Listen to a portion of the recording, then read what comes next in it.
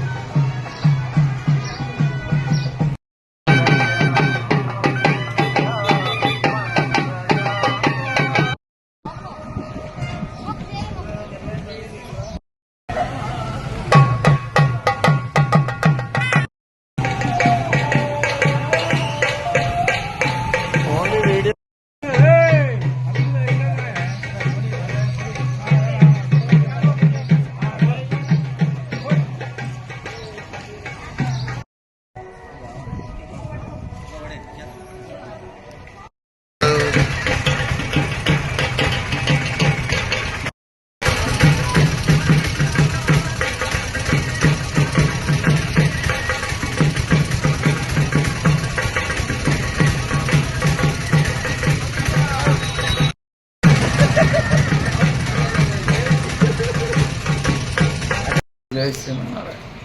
విజయంకి గుట్టపై వేంచేసినటువంటి అఖిలాండ కోడి బ్రహ్మాండ నాయకుడైన శ్రీ లక్ష్మీ నరసింహస్వామి వారి యొక్క బ్రహ్మోత్సవాలు అత్యంత వైభవంగా నిర్వహించడం జరుగుతుంది. ఈరోజు స్వామివారి గరుడ వాహన సేవ ఆరంభమైంది. అయితే ఏకాదశి రోజు స్వామివారి కళ్యాణం, తెల్లవారు నుండి మనకు అశ్వవాహనము, సింహవాహనము, గరుడ వాహన సేవలు ఉంటాయి. అయితే భగవంతుడికి మనకు ఆలయంలో ఏ ఆలయంలోనైనా షడ్బేరాలు ఉంటాయి. షడ్బేరం అంటే ధ్రువబేరము, శయనబేరము, నపన బేరము, ఉత్సవ బేరము, ఇలా 6 బేరాలు ఉంటాయి. అందులో భాగంగా ధ్రువబేరం అంటే మూలస్వామి. మనకు నరసింహస్వామి అంటే కృతోభూ నారసింహచ్చ త్రేతాయాం రఘునందన ద్వాపరే వాసుదేవచ్చ కలౌ వెంకటనాయక అన్నారు. అంటే స్వయంభూగా భక్తుల గురించి ఉద్భవించినటువంటి అవతారము లక్ష్మీ నారసింహస్వామి వారి యొక్క అవతారం. కాబట్టి మన బెజ్జంకి గుట్టపైన కూడా స్వయంభూగా వెలిసిన స్వామి ఉన్నారు. ఆ లోపల ఉన్నటువంటి స్వామిని ధ్రువబేరం అంటారు. అయితే లోపడున్న స్వామి వారి దగ్గరికే మనం వెళ్ళాలి భక్తులందరూ కూడా. అయితే మన దగ్గరికి స్వామివారి వచ్చి ఎవరైనా భక్తులు అక్కడికి వెళ్ళలేని వాళ్ళు ఉన్నా కూడా భక్తులను అనుగ్రహించడానికి భగవంతుడు వాహనాల రూపంలో బయటకు వచ్చి ఊర్లో అంతా కూడా విహారం చేస్తారు. మనకు ఆశీర్వచనం చేయడానికి, భక్తులను అనుగ్రహించడానికి మాత్రమే ఈ వాహనాలపైన భగవంతుడు వస్తూ ఉంటారు పురవీధుల్లో. అయితే ఇలాగే హంసవాహనము, సింహవాహనము, గరుడ వాహనము, అశ్వవాహనము, తర్వాత గజవాహనము, ఇవన్నీ కూడా ఉంటాయి. లాస్ట్ రోజు, చివరి రోజు మనకు స్వామివారి రథోత్సవం ఉంటుంది. రథోత్సవ కేశవం దృష్ట్యా పునర్జన్మ నవిద్యతే అంటారు. అంటే రథం మీద ఉన్నటువంటి స్వామివారిని, ఉత్సవ స్వామివారిని దర్శనం చేసుకోవడం ద్వారా పునర్జన్మ ఉండదని కూడా ఆ శాస్త్రం చెప్తుంది. అయితే ఇటువంటి సేవలు ఎందుకు చేస్తారయ్యా అంటే, ఇప్పుడు అశ్వవాహనం ఉందనుకోండి, గజవాహనం ఉంది, హంసవాహనం ఉంది. హంసవాహనం తీసుకున్నాం. హంసవాహనం ఏం సూచిస్తాయా అంటే, పాలు నీళ్లు కలిపినటువంటి ద్రవ్యంలో హంసవాహనం పాలను మాత్రమే తీసుకుంటుంది, నీళ్లను వదిలేస్తుంది. అదేవిధంగా మన భక్తులందరూ కూడా చెడును వదిలేసి మంచి మార్గంలో నడిస్తే, విష్ణువు యొక్క మార్గంలో నడిస్తే, మంచి మార్గంలో నడిస్తే ఆ భగవంతుని చేరుకోగలము అనేటువంటి ఉద్దేశంతో ఈ వాహనాలు భక్తుల గురించై భగవంతుడు భక్తులను అనుగ్రహించడానికి ఊళ్ళోకి వాహన రూపంలో ఉత్సవమూర్తిని తీసుకొని వస్తారు. జై శ్రీమన్నారాయణ. జై జై శ్రీమన్నారాయణ.